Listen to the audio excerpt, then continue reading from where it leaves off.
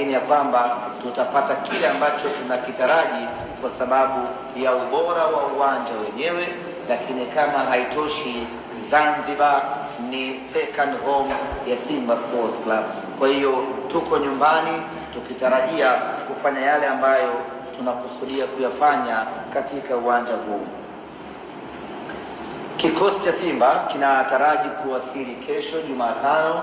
Tutaondoka Dar es Salaam saa 3 na kufika hapa majira ya saa 5, na tutakuwa hapa kuanzia hiyo kesho Jumatano mpaka siku ya mchezo wetu. Tumeamua kuja kuweka kambi yetu hapa kujiandaa na kufanya maandalizi kuelekea katika mchezo huo. Tulionelea tuje hapa mapema ili wachezaji waanze kabisa kuzoea kila kitu kinachohusiana na Zanzibar, ili ikifika siku ya mchezo wachezaji wawe familia kabisa na mazingira ambayo tunakwenda kukutana nayo siku ya tarehe 20. Wapinzani wetu Stellenbosch mpaka sasa bado hawajatupa taarifa rasmi wanawasili lini.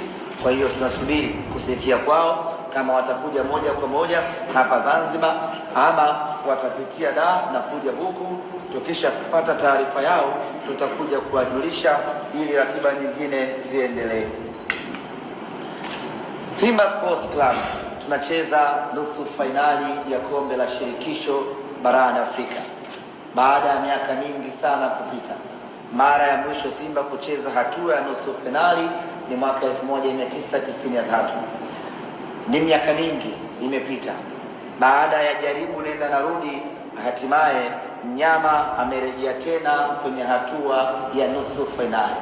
Baada ya kujaribu na kushindwa kwa takriban mara 5 mfululizo, mara hii ya 6 tumefanikiwa kufuzu na kuingia hatua ya nusu finali.